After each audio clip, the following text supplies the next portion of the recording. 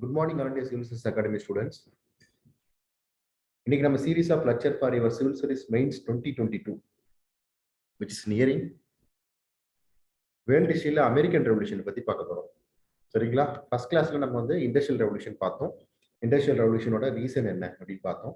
Industrial revolution is the birth child of other revolutions. So reasons என்ன, what is the course of event, what are the stages, how it evolved 18th century, 19th century, 20th century. சரிங்களா? That industrial revolution 1 to 1.0 to 4.0 ஒருத்தர் கூட comment பாக்ஸ்ல வந்து அதுக்கான video sunset டிவில வந்து போட்டிருந்தீங்க. ஸோ ரெஃபரன்ஸ்க்காக. ஸோ அதை பார்த்தோம். தென் impact of industrial revolution on India in specific, then industrial revolution in Germany, France, US, USSR, Japan, and impacts of that. So இப்படி எல்லா ஆங்கிள்லையும் அந்த இண்டஸ்ட்ரியல் ரெவல்யூஷனை நம்ம பார்த்தாச்சு. சரிங்களா? இன்னைக்கு நம்ம ஹிஸ்டரியில ரொம்ப முக்கியமான ஒரு ஈவெண்ட். சரிங்களா? பிரெஞ்சு ரெவல்யூஷன், அமெரிக்கன் ரெவல்யூஷன் ரொம்ப முக்கியமான ஈவெண்ட்ஸ் இன் ஹிஸ்டரி. ஸோ அந்த அமெரிக்கன் ரெவல்யூஷனை பத்தி நம்ம பார்க்கணும். சரிங்களா? What is American revolution? அது என்ன அமெரிக்கன் ரெவல்யூஷன்? ஸோ அமெரிக்கன் ரெவல்யூஷனா இப்படி புரிஞ்சுட்டா போதும்.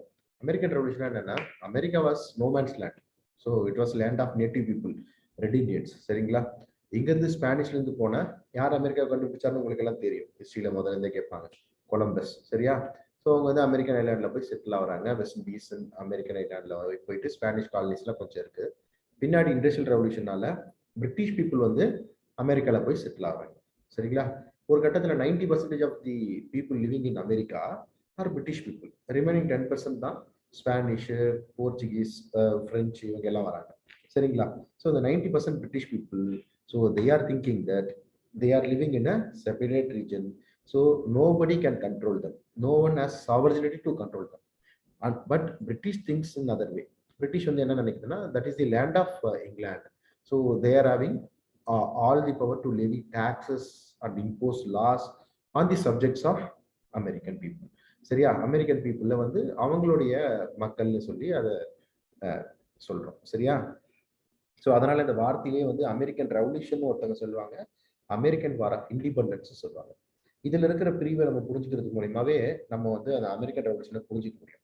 சரிங்களா? அமெரிக்கன் ரெவல்யூஷனா என்ன? ஸோ ரெவல்யூஷனா ஏற்கனவே இருக்கிற விஷயம் வந்து பிடிக்கல, இல்லை புதுசா ஒரு விஷயத்தை பத்தி சிந்திக்கிறோம் அப்படின்னும் போது, ஸோ அதுக்கான சக்சஸ்ஃபுல்லா அது நடந்துச்சுன்னா அதை ரெவல்யூஷன் சொல்றோம் இல்லையா? இண்டிபெண்டன்ஸ்னும் போது ஒரு ஃபாரின் கண்ட்ரி வந்து நம்ம டாமினேட் பண்ணிட்டு இருக்கு, இம்பீரியலிஸ்ட் அண்ட் கலோனியலிஸ்டா இருக்காங்க. ஸோ அவங்க கிட்ட இருந்து வந்து அவங்களுடைய கைப்பொறியிலிருந்து வெளியே வரதுக்கு வந்து நம்ம சுதந்திரம்னு சொல்றோம். ஸோ இண்டிபெண்டன்ஸ் சொல்றோம். So war of independence American historians எழுதுறாங்க, ரெவல்யூஷன் சொல்லி அதர் ஹிஸ்டாரியன்ஸ் எழுதுறாங்க. சரிங்களா? இந்த ஆட்டிடியூட் ப்ராப்ளம் தான் வந்து அமெரிக்கன் ரெவல்யூஷன் அப்படின்னு நம்ம புரிஞ்சுக்கணும். சரியா? ஸோ இந்த டிக்ளரேஷன் ஆஃப் இண்டிபெண்டன்ஸை வந்து புரிஞ்சுக்கிறது மூலமாவே நம்ம வந்து அமெரிக்கன் ரெவல்யூஷனை புரிஞ்சுக்க முடியும். It is very important thing in American revolution, that is declaration of independence. July 4, 1976. சரிங்களா? July 4, that is July 4, 1776. July 4, 1776. அதுல வந்து declaration of war of independence. சரிங்க? டிக்ளரேஷன் ஆஃப் இண்டிபெண்டன்ஸ், விடுதலை பிரகடனம், ரொம்ப முக்கியமான ஒரு பிரகடனம் இது. அதுல என்ன சொல்லியிருக்காங்கன்னா, we hold these truths to be self-evident that all men are created equal and that they are endowed by the Creator with certain unalienable rights. Among these are life to life, liberty and pursuit of happiness. So இதெல்லாம் இல்லை. இது நம்ம எதுக்கு இது முதல்ல படிக்கணும் அப்படின்னா, declaration of independence வந்து ஒரு நாடு வந்து விடுதலை அடையுது, அவன் வந்து விடுதலை பிரகடனம் வெளியிடுறாங்கன்னா எதுலாம் நம்மள்ட்ட இல்லையோ அதுதான் வந்து கேட்டு விடுதலை பிரகடனமா வெளியிடுவோம். அப்படி நம்மள்ட்ட என்ன இல்லை அப்படின்னா, there is no equality, there is no right to life, there is no liberty, there is no thing to attain pursuit of happiness. So அதெல்லாம் இல்லாம இருந்ததுனால தான் அங்க ரெவல்யூஷனுக்கு ஒரு காரணம் வந்து உருவாச்சு அப்படின்னு நம்ம புரிஞ்சுக்கிறோம். So declaration of independence July 4, 1776.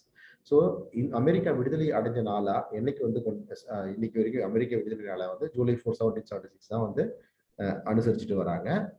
சரியா? அது நம்ம ஒரு point. So how was America before revolution? புரட்சிக்கு முன்னாடி அமெரிக்கா எப்படி இருந்தது அப்படின்னு பார்த்தீங்கன்னா, under the leadership of captain Christopher Newport, 120 English people founded Jamestown colony in 1607 under the banks of river James in Virginia.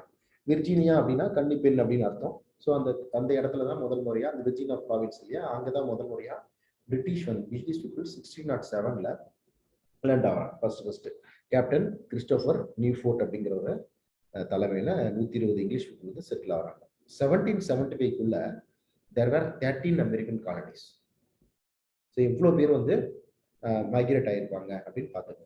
இவ்வளோ பேர் ஏன் மைக்ரேட் ஆனாங்கன்னா பின்னாடி பார்க்க போகிறோம். பட் இவ்வளோ பேர் வந்து மைக்ரேட் ஆகிருந்தாங்க. there were 13 American colonies. American இதில் பார்த்தீங்கன்னா அந்த ஃபிளாக்ல வந்து பார்த்தீங்கன்னா there will be 13 lines and 50 stars. So அந்த 50 ஸ்டார் வந்து இப்போ இருக்கிற 50 ப்ராவின்சஸை குறிக்கும். 13 லைன்ஸ் வந்து முதல்ல இருந்த 13 காலனிஸை வந்து குறிக்கும் அப்படின்னு சொல்லுவாங்க. சரிங்களா? America at the time was known as little England or New England. So புது இங்கிலாந்து அப்படின்னு வந்து அழைக்கப்பட்டுச்சு. ஏன்னா most of the people nearly 90% of the peoples are Britannians. So remaining 10% were Dutch, German and French speaking people. So America was divided into 3 regions. இதையும் நீங்கள் தெரிஞ்சுக்கணும், இது ரொம்ப முக்கியமானது. 3 ரீஜன்ஸ். ஃபர்ஸ்ட் ரீஜன் என்னன்னா நார்தர்ன் ரீஜன் அப்படின்னு பார்த்தீங்கன்னா ஹில்லி ஸ்னோவின் ரீஜன். மலைப்பாங்கான ஒரு பனிப்படக்கூடிய ஒரு பிரதேசம். That is not fit for cultivation. Agriculture பண்றதுக்கான ஏதுவான இடம் இல்லை. பெரிய லெவலில் வந்து வாழ்றதுக்கான இடமும் அது இல்லை. கனடா அதை ஒட்டி இருக்கிற அந்த northern region. Then middle region is fit for industries, manufacturing ஏதாவது பண்ண முடியும். சதர்ன் ரீஜன்ஸ் இருக்கு இல்லையா, அமெரிக்காவோட southern regions is fertile region, so you can do cultivation here. So fertile region. So these are the this was the status of America before independence. சரியா? So America before independence. Then why British people settled in America? இவ்வளோ 90% of people வந்து அமெரிக்கால இருந்தவங்க வந்து பிரிட்டானியன்ஸ் பார்த்தோம். ஏன் இவ்வளோ பேர் வந்து இங்கிருந்து இங்கிலாந்துலேருந்து அங்கே போய் செட்டில் ஆனாங்க அப்படின்னா உங்களுக்கு எல்லாம் தெரியும். யுனைடெட் கிங்டம் அப்படின்னு சொல்லக்கூடிய அந்த இங்கிலாந்து, அயர்லாந்து இது எல்லாமே சேர்ந்து இட்ஸ் அ ஐலாண்ட் கண்ட்ரி. சரியா? So when there was a spurt in industrial revolution, முதல்ல பார்க்க மாட்டேங்குது. then there will be population explosion. They have to migrate, they have to settle, they have to live a new life. சரியா? அந்த மாதிரியான இடத்துல population explosion, அந்த அதிகமான அந்த பாப்புலேஷன் வந்து ஒரு இடத்துல போய் செட்டில் ஆகணும். that place is America. So then there was a genocide based on religion.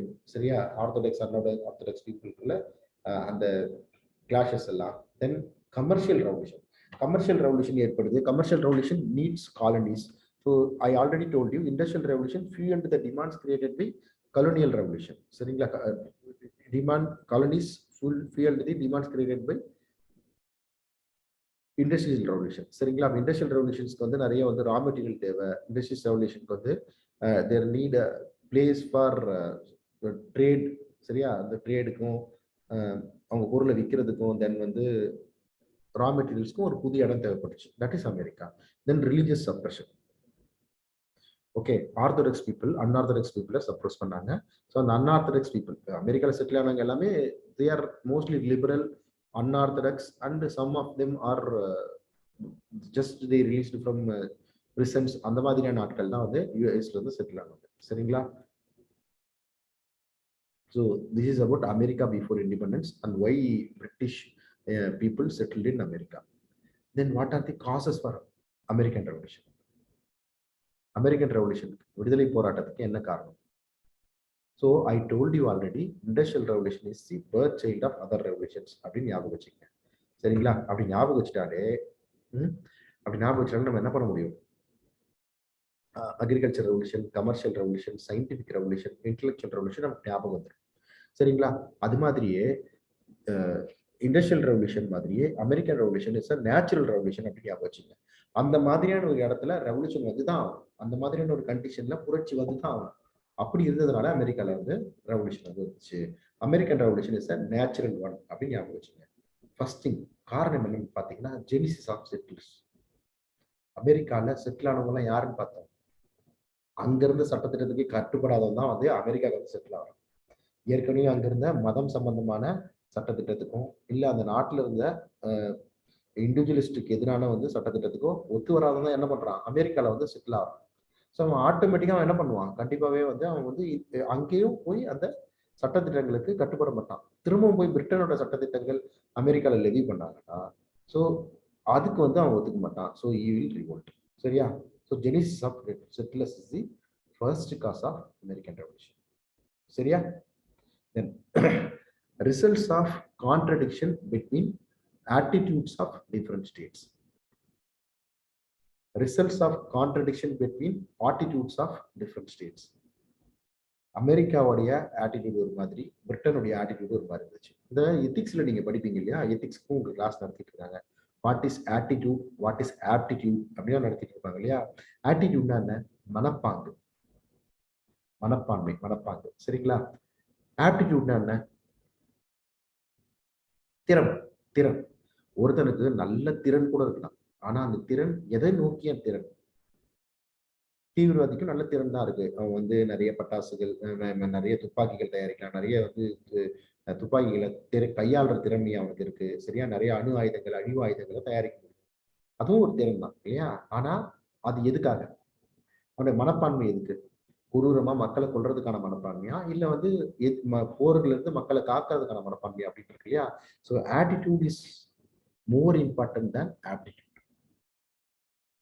சரியா? அதனாலதான் நமக்கு ஆட்டிடியூட் டெஸ்ட் வந்து ப்ரிலிம்ஸ்ல, சிசார்ல ஆப்டிடியூட் டெஸ்ட் வச்சாலும் ஆட்டிடியூட் வந்து நம்மளுடைய எத்திக்ஸ் பேப்பர் 4லயும் நம்மளுடைய இன்டர்வியூலையும் வந்து செக் பண்றதுக்கு they are trying. So that is attitude. So எத்திக்ஸை பொறுத்த வரைக்கும் நான் ஏன் வேல்யூஷன் நடத்தி எத்திக்ஸ் போறேன் அப்படின்னு கேட்கணும்னா, ஹாலிஸ்டிக்காக தான் எல்லாத்தையுமே அந்த விஷயங்கள் வரும்போது நம்ம அதை சொல்லிடணும் அப்படின்றதுனால. எத்திக்ஸை பார்த்த வரைக்கும் பார்த்தீங்கன்னா, உங்களுடைய சிலபஸ் எடுத்துட்டு ஒரு கீவேர்டுக்கும் டெஃபினேஷன் ரெடி பண்ணிக்கணும். Either you are writing in Tamil or in English, you should write an exact definition for each keywords.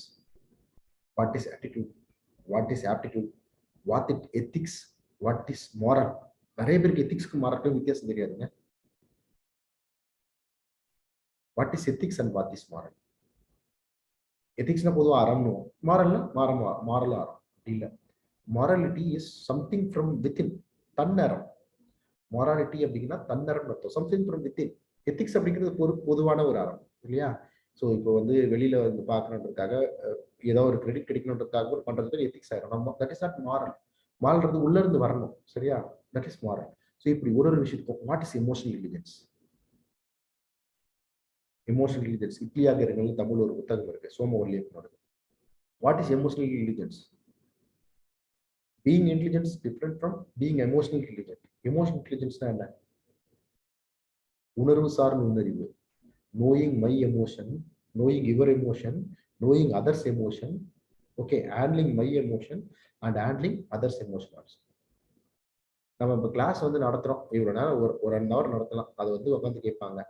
சரியா? இடையில ஏதாவது கொஞ்சம் கதையோ இல்ல வேற ஏதாவது பத்தியோ பேசினா கேட்டுட்டு கொஞ்சம் இன்ட்ரெஸ்டா இருப்பாங்க அப்படின்னா வில் சிட் இல்லையா? ராவா வந்து வெறும் அட்வைஸா பண்ணிட்டு இருந்தா கேட்பீங்களா? இல்ல வெறும் பாடமே நடத்திருந்தாலும் கேட்க மாட்டீங்க இல்லையா? So knowing yours emotion. சரியா? Knowing my emotion also, and other side also you should know your emotion. சரியா? Your side also you should know your emotion. So we are taking classes, சரிங்களா, for your benefits only. As much as possible, we are simplifying things and we are giving to you. But if you are commenting in the other way, how we will think about it. சரியா? எனக்கு ஒரு முறை வந்து என்னோட unfortunately I couldn't post my video. அந்த video off பண்ணிட்டு வந்து நான் வந்து டுக் கிளாஸஸ்.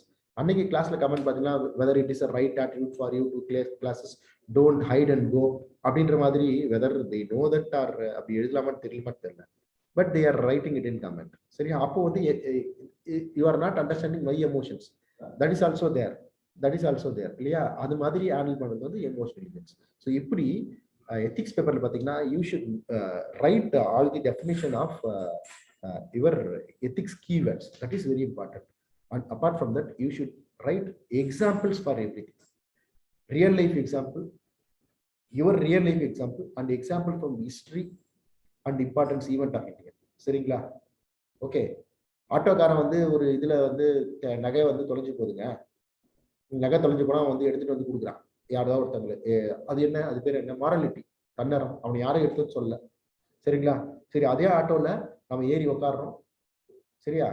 ஏறி உட்காடுறோம். அவன் நம்ம வந்து என்னன்னு காசு கேட்காம போறோம், இல்ல அவன் காசு வந்து நம்ம கொடுக்கணும் நம்பிக்கையில தான் ஏற்றலாம். தட் இஸ் ட்ரஸ்ட் இல்லையா? இப்படி ரியல் லைஃப் எக்ஸாம்பிள்ல நம்ம எக்ஸாம் எழுதி வச்சுக்கணும். அதுக்கப்புறம் உங்க லைஃப்ல நடந்த எக்ஸாம்பிள் ஏதாவது இருந்தா அதையும் வந்து எடுத்து வச்சுக்கணும். That is the key for your ethics paper. That is very important. The next cause for American Revolution is that is the era of mercantilism in Europe. சமகால அமெரிக்கால சமகால ஐரோப்பால வந்து அந்த மெர்கன்டிலிஸ்ட் ஏரா வணிகம் தான் வந்து முக்கிய பிரதானமா இருக்கு. அங்க போய் வந்து நான் தனி நாடு வேணும், எனக்கு சுய நிர்ணயம் வேணும் கேட்க முடியாது. ஸோ அந்த காலத்துக்கு ஏற்ற காலத்தை ஒட்டி தான் நடந்திருக்கணும். So there is a mercantilism in Europe. So they are earning profits. So British also things to earn profit. அவங்களுக்கு தெரியும். ஈவன் பிரிட்டிஷ் பாராளுமன்றத்திலே ஒரு பிரதமர் வந்து அமெரிக்கா ஒரு தூங்குற புலி, அதை வந்து எழுப்பாதீங்க தான் சொல்லுவாங்க. But knowingly they need to drain wealth from America. So that was a other cause for American Revolution. That is very important cause. Then வந்து பிரிட்டிஷ் வந்து ஒரு முக்கியமான ஒரு மிஸ்டேக் வந்து பண்ணிருச்சு இந்த வார் டைம்ல. என்னன்னா, பிரிட்டிஷ் அசிஸ்டட் அமெரிக்கன் செட்டிலர்ஸ் இன் தேர் வார் அகேன்ஸ்ட் பிரான்ஸ். சரிங்களா? ஸோ பிரெஞ்சு செட்டிலர்ஸ் பார்த்தீங்கன்னா இப்போ கனடாவில் வந்து பிரைமரியா இருக்கிறவங்க வந்து பிரெஞ்சு செட்டிலர்ஸ் தான். So they will be coming towards இந்த சதர்ன் ரீஜன். சரிங்களா? ஏன்னா உங்களுக்கு ஏற்கனவே நான் சொன்ன மாதிரி நார்தர்ன் ரீஜன்ல வந்து அவ்வளோ ஃபெர்டைல் ரீஜன் வந்து கிடையாது. So they need more land. So அவங்க அந்த பக்கம் வராங்க. இந்த பக்கம் பார்த்தீங்கன்னா British they want to expand their territory. So அதனால பிரிட்டிஷ் அந்த அமெரிக்கன் செட்டிலர்ஸ்க்கும் பிரெஞ்சு செட்டிலர்ஸ்க்கும் வந்து கனடாக்கு இருக்கிறவங்களுக்கும் வந்து there is a war. So அந்த வார்ல வந்து British assisted Americans against French war. நல்ல விஷயம் தானங்க. ஏங்க இதுல போயிட்டு என்னங்க இருக்கு அப்படின்னு நினைச்சீங்கன்னா, so till now there was a danger from France to Americans. இந்த வார்னால அது இல்லை. ஒன்று. ரெண்டாவது, British also affected by depleting its resources. So அதனால அந்த ரிசோர்சஸ் அந்த காம்பன்சேஷனுக்கு வந்து வார் அவங்களுக்காக தான் பண்ணதுனால, ஸோ அந்த காம்பன்சேஷனை வந்து அந்த வார்க்கான காம்பன்சேஷனை அங்கிருந்தே தேடணும் அப்படின்ட்டு they try to levy more taxes. புரியுதா? அதே நேரத்தில் என்ன ஆச்சுன்னா, வார் வரும்போது பிரான்ஸ் வந்து தோ there was a direct war between France and American settlers.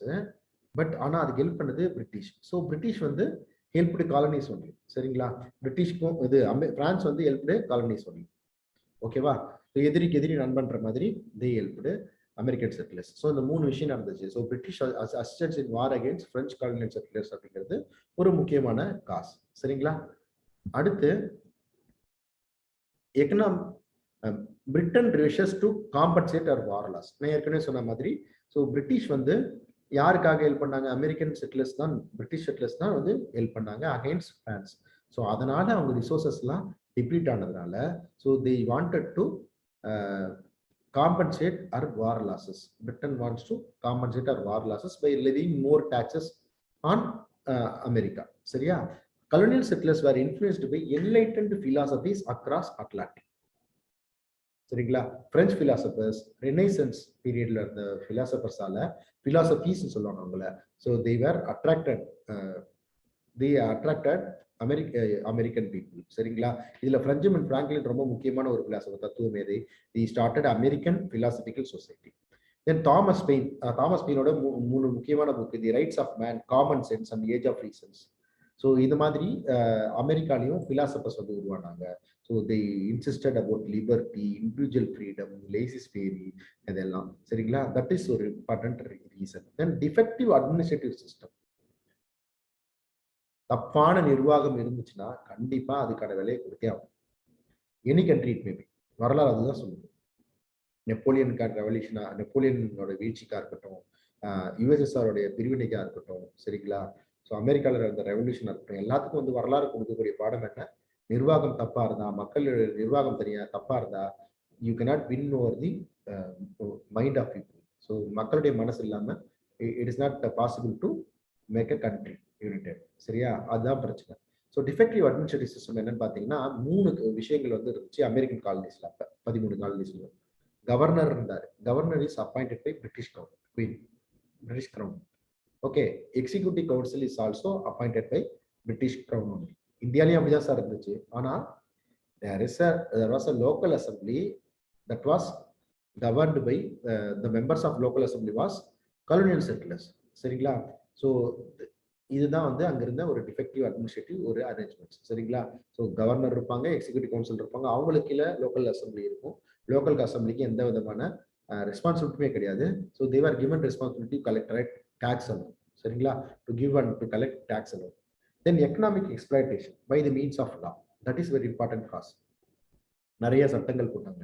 Navigation law அதில் முக்கியமானது. நேவிகேஷன் லானா என்னன்னா, அமெரிக்கன் செட்டிலர்ஸ் மற்ற நாடுகளுடைய ட்ரேட் வந்து நடத்தலாம், ஆனால் பிரிட்டன் கலோனியல் ஷிப் மூலியமா தான் நடக்க முடியும் அப்படின்னு முதல்ல ஒரு ரெகுலேஷன். ஸோ பிரிட்டன் கப்பல் வேற எந்த நாட்டுக்கு போகும்? ஸோ பிரிட்டன் காலனிஸ்ல இருந்து அமெரிக்காவுக்கு வரலாம், இல்லை பிரிட்டன்ல இருந்தே அமெரிக்காவுக்கு வரலாம் இல்லையா? போறதும் வந்து அப்படிதான் போகும். So navigation law. ஸோ ஒரு ஹார்ட் இல்லை உங்களுக்கு economic exploitation. Trade regulations. American settlers can make trade only with Britain. So அதுக்கு வந்து அவங்க நிறைய காசு தரலாம், இல்லை வந்து கம்மியான பணம் தரலாம், but they can make trade only with Britons. That is some form of restriction for. Then industrial regulations. Industrial ரெகுலேஷன்னா அமெரிக்காவில் என்னென்ன இண்டஸ்ட்ரி இருக்கணும், என்னென்ன இண்டஸ்ட்ரி இருக்கக்கூடாதுன்னு பிரிட்டன் தான் தீர்மானிக்கும். உதாரணமா அங்க வந்து there was no iron factory till 1750. நிறைய அயன் வெல்த் இருந்தாலும் அமெரிக்கால there was no iron factory. They cannot blast iron. ஏன்னா அயன் இருந்துச்சுன்னா they can make weapon அப்படின்றதுனால so they restricted it.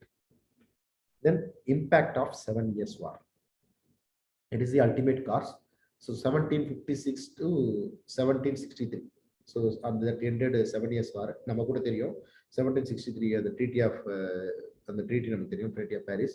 So அதில் வந்து இங்கிலாந்துக்கும் பிரான்ஸ் நடக்குது. அதில் வந்து இங்கிலாந்து வந்து தோ இட் ஓன் அந்த 7 years வார் வந்து it affected their economic wealth. So அதுக்கான சில பாலிசிஸ்லாம் வந்து பிரிட்டிஷ் போடுறாங்க அண்ட் அமெரிக்காவில் they are imposing more tax. So that leads to the war.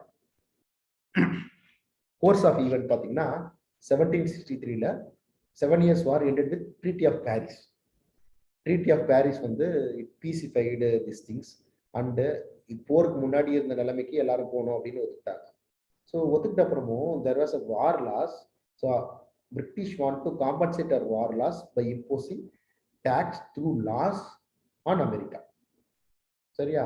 So அதில் கிரீன் வில்லி அப்படின்னு ஒரு பிரைம் மினிஸ்டர் இருந்தார். கிரீன் வில்லிஸ் பாலிசி அப்படின்னு பார்த்தீங்கன்னா இம்போஸ்டு நேவிகேஷன் ஆக்ட். நான் ஏற்கனவே நேவிகேஷன் ஆக்ட்னா என்னன்னு சொன்னேன். And direct taxes. சரிங்களா? And installed massive army on America. So he thought that this tax and navigation act won't affect public. So public affect பண்ணாதனால பெரிய அளவில் வந்து பிரச்சனை வராது அப்படின்னாரு. ஸோ அவர் புதுசாக வந்து கொண்டு வந்த ரெகுலேஷன்ஸ்லாம் பார்த்தீங்கன்னா sugar act or molasses act. So molasses வந்து ரம்மெல்லாம் தயாரிக்கிறதுக்கு மொலாசஸ், சரிங்களா? கரும்பு சக்கை அந்த இது மொலாசஸ் ஆர் சுகர் ஆக்ட் வந்து யார் கூட சுகர் மொலாசஸ் ட்ரேட் பண்ண முடியும்னா இங்கிலாந்து கூட தான் கிடைக்கும். அடுத்து ஸ்டாம்ப் ஆக்ட்னு ஒன்று எடுத்து வந்தார். அது ஒரு புது ஆக்ட், அமெரிக்காவில் அது கிடையவே கிடையாது. ஸ்டாம்ப் ஆக்ட்னு ஒன்று எடுத்து வந்தார். ஸ்டாம்ப் ஆக்ட் என்ன அப்படின்னா ரெஜிஸ்ட்ரேஷன் ஆஃப் டாக்குமெண்ட்ஸ்க்கு வந்து ஸ்டாம்ப் வந்து கட்டணும் அப்படிங்கிறது வந்து நமக்கு பத்திரப்பதிவுத்துறை நம்ம ஒட்டி இருக்கு இல்லையா? அதில் வந்து when you are registering we have to pay certain duty, that is stamp act. So அதை வந்து இம்போஸ் பண்ணுறாங்க. Then currency act. So hereafter Americans should use only British currency, British pound sterling இதுதான் வந்து use பண்ணணும் அப்படின்றது தான் currency act. Then quartering act. Quartering ஆக்ட்னா என்னன்னா அந்த 13 காலனிஸும் சர்டன் நம்பர் ஆஃப் ஆர்மியை வந்து they have to maintain. British ஆர்மியை they have to maintain. Army is British army but maintenance cost and other things should be spared by the colonies. So that is called as Quartering Act. So Sugar Act, Stamp Act, Currency Act and Quartering Act is the policy of Greenville on America. So then there was a conference called the New York Conference which opposes Greenville's policy. They cried, they shouted that there is no taxation without representation. We are not representing in British Parliament, right? We are not representing in British Parliament. So then we cannot pay tax. Correct idea. Now, why we are paying tax? India is a representative democracy. Any of us can be a member of assembly or a member of legislative assembly in state. Yeah. So we are member of a country, so we are paying taxes. That is right. But we are not member of British Parliament. Then why we should pay taxes? So the New York Conference, Stamp Act, that Congress is known as Stamp Act Congress in which convened in 1765. They shouted there was no taxation without representation. That is an important slogan in American Revolution. Okay, because of this, Greenville doesn't expected this kind of opposition, but he annulled the Stamp Act in 1766. Yeah. Then, but the next Prime Minister Rockingham, he made only one act called Rockingham's Declaratory Act. என்னன்னா இன் principle நான் வந்து British parliament is empowered to impose any tax on America. In principle இருக்கு, ஆனால் நான் பண்ணல அப்படின்னு வந்து சொல்றது டிக்ளரேட்டரி ஆக்ட். சொல்றது தப்பான விஷயம். சரியா? இப்போ நம்ம ஒருத்தங்க மேல ஒரு அதிகாரத்தை செலுத்துறோம் அப்படின்னா, தெரியாம அதிகாரத்தை செலுத்தினாலும் பரவாயில்ல, நீ என்னோட அடிமை, அதனாலதான் நீ இந்த வேலை செய்யணும் அப்படின்னு உங்க ஃப்ரெண்டுக்கிட்டே சொன்னீங்கன்னா, அவன் ஃபேன் சுவிட்ச் போடுறா, தண்ணி எடுத்து போடுறான்னு அவன் பண்ணுவானா? So Rockingham's declaratory act, Rockingham prime minister இருக்கும்போது அவரோட டிக்ளரேஷன் வந்து the British parliament was fully empowered by queen, அதாவது சொல்றாரு fully empowered to impose taxes on America அப்படின்னு சொல்றாரு. தென் Americans question why we won't pay tax without representation அப்படின்னு சொல்றாரு. அமெரிக்கன்ஸ் வந்து தே ஆர் திங்கிங். சரிங்களா? ஸோ இதுக்கப்புறமா அந்த லார்ட் நார்த் அப்படிங்கிறவருடைய ஃபைனான்ஸ் மினிஸ்டர் வந்து டவுன்ஷெட், இவர் ஒரு டாக்ஸ் ப்ராஜெக்ட் போடுறாரு, ஸ்லோவா டாக்ஸ் பண்ணலாம் அப்படின்ட்டு. டவுன்ஷெட்ஸ் tax project. He was the prime minister of, yes, finance minister of Prime Minister William Pitt. Okay, he imposed customs duty slowly on 5 products. One is tea, two is lead, 3 is paper, that is paper, you correct it, paper, 4 is coin metal, and 5 is paints. இதுல ஒரு சூட்சம் இருக்கு. இந்த paper, coin, metal, paint. பேப்பரும் paint வச்சுதான் you can print. by using lead, paper, print, paint only you can make your own currency and coin metal. சரியா? okay, tea is to help East India Company to import to export tea to America. சரி, அமெரிக்காலே surplus tea production இருந்தாலும் they exported to America through East India Company. so இப்படி so they want to contain England, they want to contain Native Americans also by levying taxes to compensate their war loss. So the township order tax project that was opposed by Americans. So opposition எப்படி இருந்துச்சு அப்படின்னு பார்த்தீங்கன்னா, ஒரு event, முக்கியமான event நடக்குது, Boston tea party அப்படின்னு வந்து சொல்றோம். 1930ல இந்தியாவிலேயே வந்து சிவில் டிசோபிடியன்ஸ் மூவ்மெண்ட் நடக்கும்போது சரோஜினி நாயுடு பத்தி சொல்லும் போது நான் சொல்லியிருக்கேன். சரோஜினி நாயுடு, சரிங்களா, தலைமையில் நடந்த Dharasana salt satyagraha is known as Boston tea party of India அப்படின்னு சொல்லியிருக்கேன். அப்போ வரலாற்றுல பாஸ்டன் டீ பார்ட்டி அப்படிங்கிறது முக்கியமான ஒரு நிகழ்வு. What is Boston tea party அப்படின்னு பார்க்க போறோம். லார்ட் நார்த்தோடைய டீ பாலிசி, நார்த்தோடைய இவர் தான் வந்து டவுன்ஷிப் இல்லையா, அவரோட டீ பாலிசி என்ன? The allowed tax free tea export permission to East India Company. Already அமெரிக்காலே சர்ப்ளஸ் ஆன டீ இருக்கு, but East India Company, India, China, இங்கெல்லாம் வந்து நிறைய டீயை வந்து they are producing. அதனால so they are helping to help East India Company. They allowed tax-free tea export to America. So இவங்க tax-free tea export கொடுக்கும்போது அங்க இருக்கிற நேட்டிவ்ல இருக்கிறவன் என்ன பண்ணுவான்? they will be imposing some tax இல்லையா? இவங்களோட விலை, டீ விலை வந்து அமெரிக்கால இருந்த டீயை விட விலை கம்மியா கிடைக்கும்.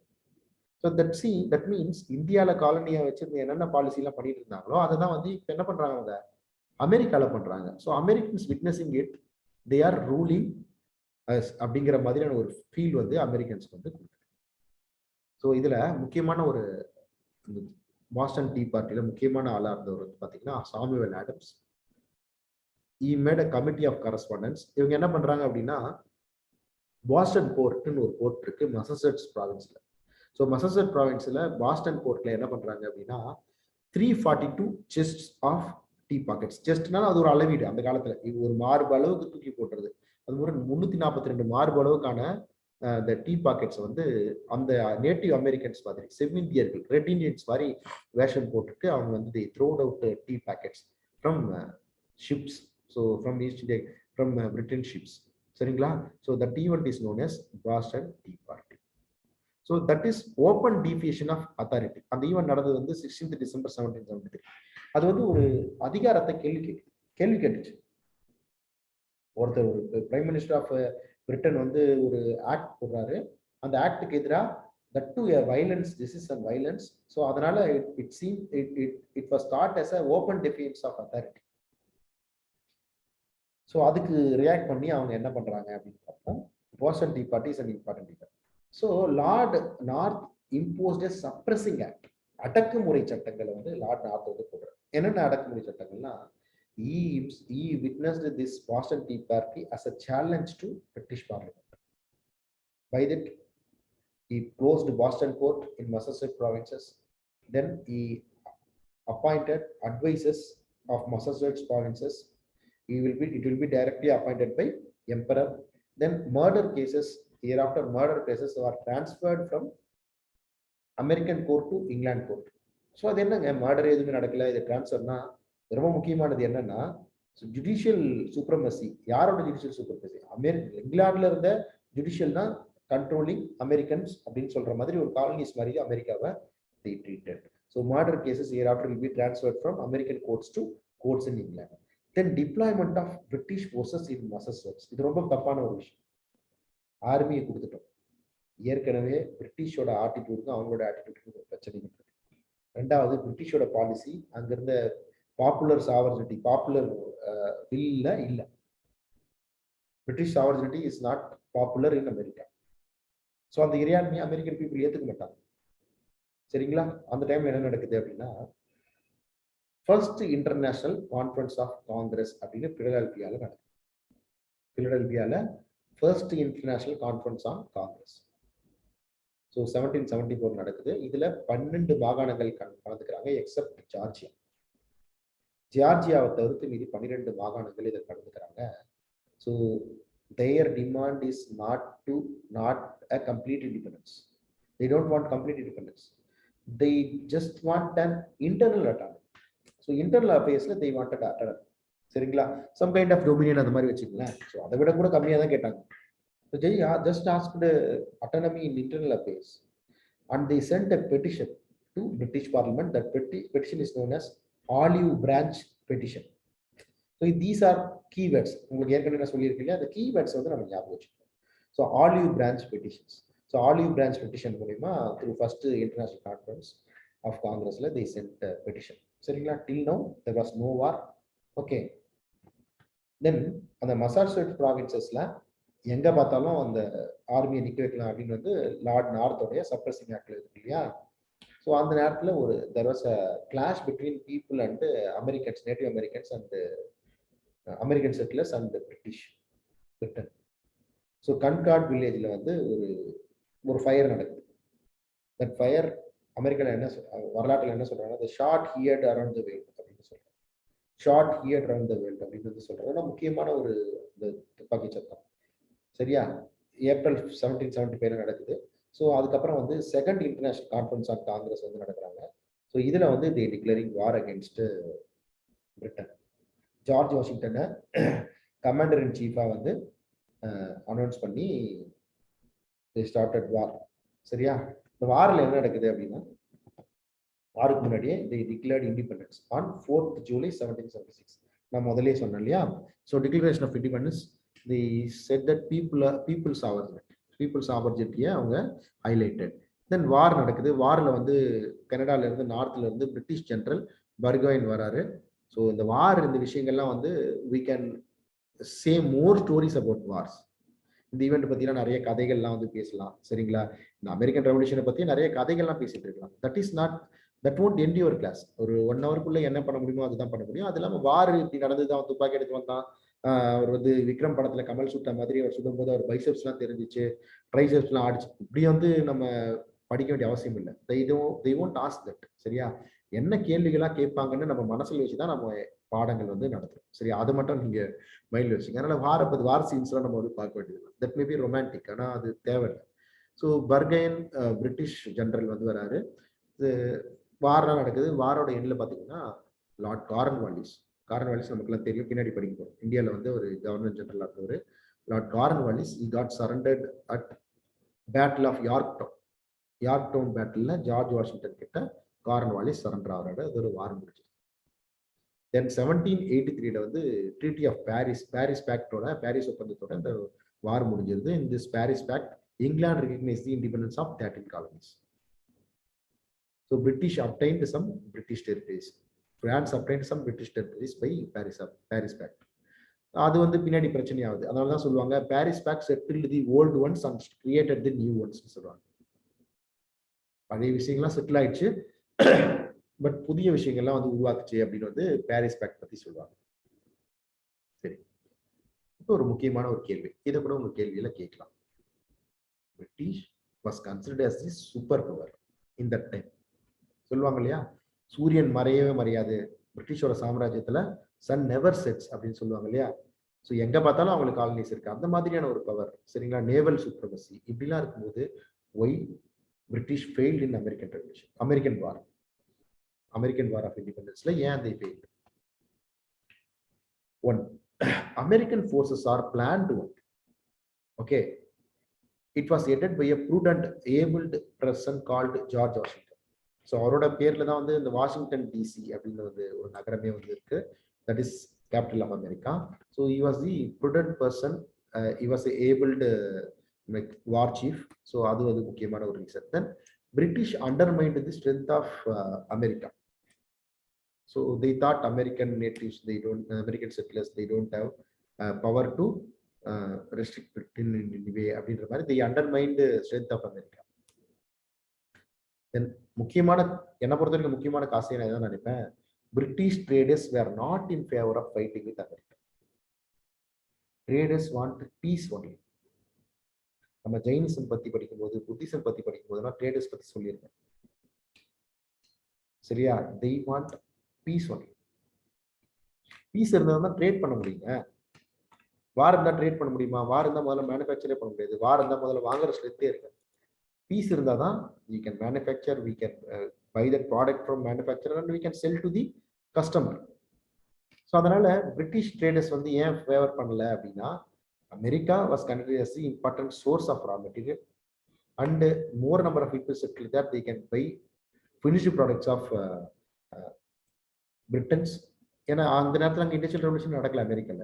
So that is an important market for British. சரிங்களா, so the British traders are not in favour of fighting with America. Then lack of local base or cooperation. அட்லாண்டிக்கை ஃபுல்லாக கடந்து தான் they can go to America இல்லையா. So அங்கே local பேஸும் இல்லை, local கோஆபரேஷனும் இல்லை. ஒருவேளை வந்து நம்ம ஊரில் நான் ஏற்கனவே சொன்னேன் இல்லையா, 1857 வாரில் பிரின்சிஸ் ஸ்டேட்ஸ் வேர் ஆக்டட் as பிரேக் வாட்டர்ஸ் இன் ஸ்ட்ராம்ஸ்னு சொல்லுவாங்க. அந்த மாதிரி ஏதோ ஒரு டைம்ல வந்து ஏதோ ஒரு ஃபேக்டர் வந்து அவங்களை சப்போர்ட் பண்ணியிருந்தா கூட Americans might have owned that. Then France helped in American revolution for American settlers. Then logistical issue like going to crossing Atlantic and sending more forces, that is logistical issue. So these are the causes for failure of England in American Revolution. சரி, இன்னொரு முக்கியமான கேள்வி உங்களுக்கு கேட்கலாம், இது வந்து ரெவல்யூஷனா இல்லை வந்து ஸ்ட்ரகிள் ஃபார் இண்டிபெண்டன்ஸா?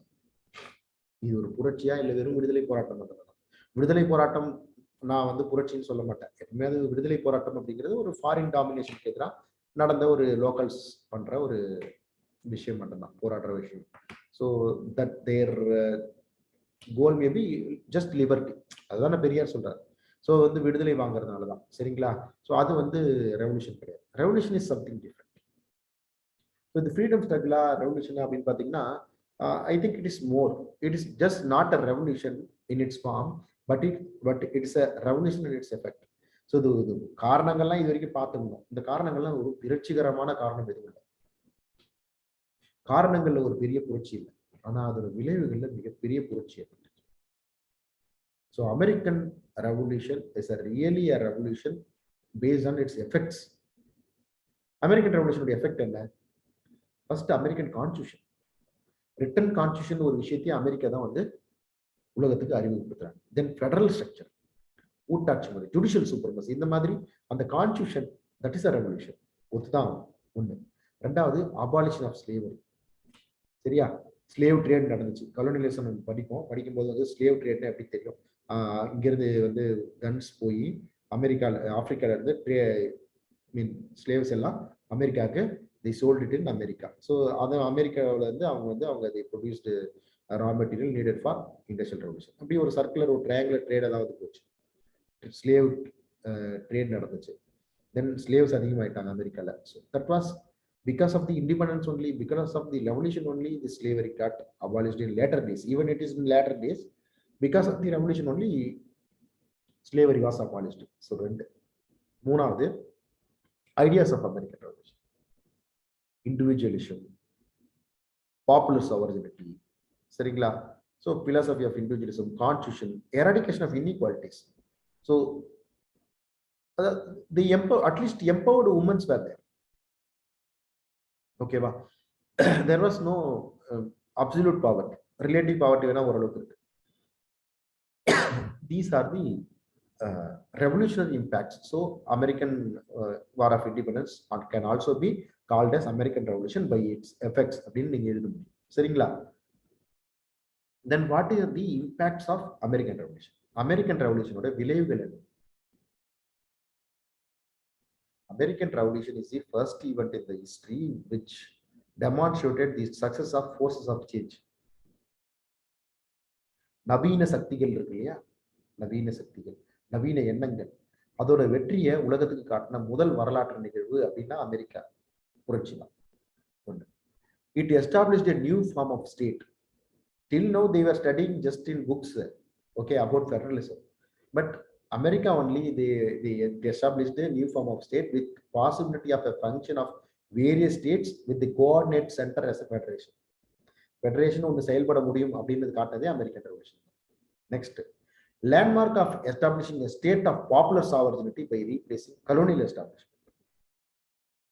ஒரு காலனி ஆதிக்க நிறுவனத்தை மாத்திட்டு தனியா ஒரு நாடு உருவாக முடியும் அப்படின்னு உலகத்துக்கு சொன்னதே வந்து அமெரிக்கா தான். Then Bill of Rights, okay, உரிமைகள் சாசனம், Bill of Rights of US Constitution is a product of American Revolution. That is an important impact. Then it's resulted in constitutional legitimacy for the modern forces. Liberty, secularism, democracy, இந்த மாதிரியான modern ஃபோர்ஸஸ்க்கெல்லாம் constitutional legitimacy கொடுத்தாங்க. They got an opportunity, okay, they got an opportunity to draft what they were speaking as a law. சரிங்களா? இது வரைக்கும் என்ன பேசிட்டு இருந்தாங்களோ அதை வந்து சட்டமாக்குறதுக்கான வாய்ப்புகள் கிடைச்சது, அது சட்டமாக்கணும். Okay, these are the impacts of American Revolution in general. On other parts of world, உலகத்துல மற்ற பகுதிகளில் என்னென்ன மாதிரியான விளைவுகள் இது ஏற்படுச்சு அப்படின்னா, முதல்ல ஆன் இங்கிலாந்து, இங்கிலாந்துல என்ன விளைவுகள் ஏற்படுச்சுன்னா, it was a loss of colony, western colonies வந்து ஒரு பெரிய இழப்பு தான் இங்கிலாந்துக்கு. But trade was increased. I told you already, traders were not in support of this American war இல்லையா? So the trade was increased. ஏற்கனவே வந்து அமெரிக்காவில் வந்து பெரிய லெவலில் வந்து ரா மெட்டீரியல்ஸோ இண்டஸ்ட்ரீஸ்ல வரல, இப்போ வந்து வரப்போகுது. So they traded with each other. So trade was increased. Other impact is there is spurt in democratic revolution. இங்கிலாந்துல democratic revolution நடக்குது. இங்கிலாந்துல democratic revolution நடக்குது. சார்ட்டர் ஆக்ட்ஸ், சரிங்களா? சார்ட்டர் ஆக்ட், தென் வந்து some new legislations, democratic revolutions in பிரிட்டிஷ்ல happened because of the impact of American Revolution. ஏன்னா through democracy தான் வந்து இதுக்கப்புறம் இருக்க முடியும்னு British crown also thought in that way. Then France, bankruptcy and financial failure in France because of unnecessary involvement in American war. So அதனால தான் பின்னாடி என்ன நடக்குது, இந்த financial ப்ராப்ளம்னால they want to convene their this France parliament, so which paved the way for French Revolution. சரிங்களா? Revolutionary impact of declaration of rights.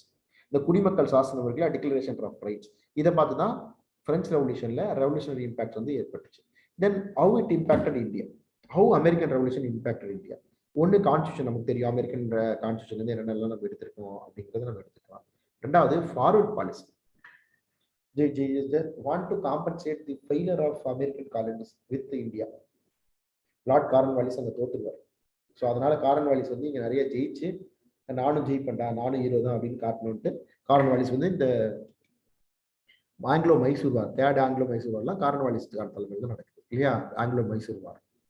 So இந்த மாதிரி forward policies. Then we need to know about Constitution of America in detail.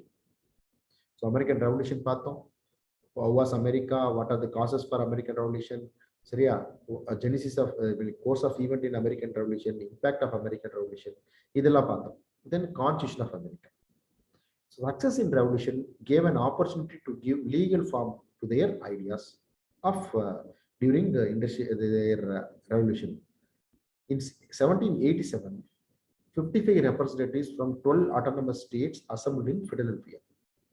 They determined to form a strong national government. On May 10th, 1776, there was a resolution of Congress. That resolution is their constitution. There was a sovereign state of sovereign states. Okay, but இது எதுவும் பிரச்சனைகள் இல்லாமல் நடக்குது. நிறைய பிரச்சனைகளுக்கு உட்பட்டு தான் இந்த அமெரிக்காவில் கான்ஸ்டியூஷன் உருவாகுது. என்னென்ன பிரச்சனைகள் அப்படின்னா, there was a clash between democratic and aristocrats. Democrats, they gave a plan called New Jersey plan, but aristocrats plan is Virginia plan.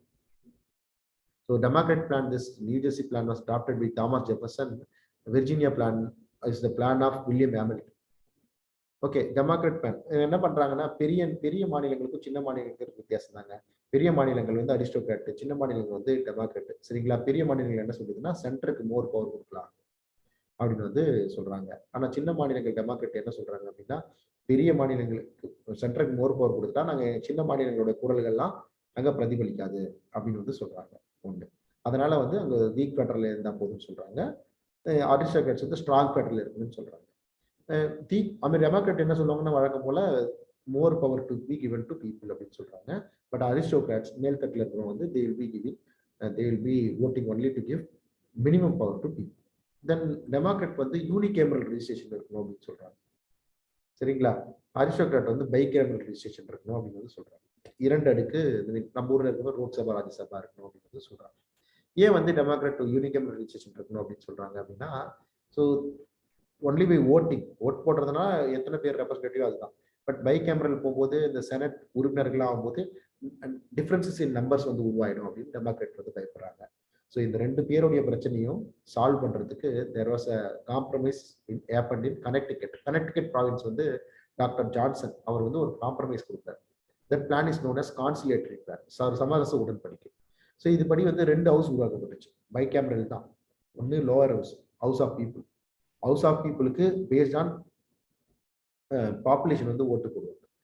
Second house is house of upper house, that is known as senate house.